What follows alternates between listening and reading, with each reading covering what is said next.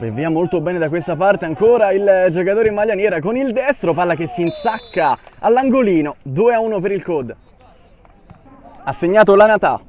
I giocatori rimangono sempre lì, Cilfone con il destro, deviato, poi la sfera ancora al centro.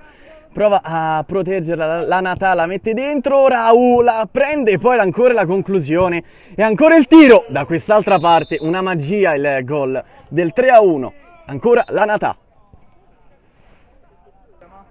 1 contro 1 al centro, molto bene per Cilfone, la gira nuovamente alimentando ancora il tema da quella parte, poi Cilfone con il destro, Rau in calcio d'angolo mostra i riflessi, squadra ospite girando la sfera da questa parte, accarezza il pallone il numero 9 in maglia granata, lo scarico fuori, il tiro che viene deviato e può ripartire il COD.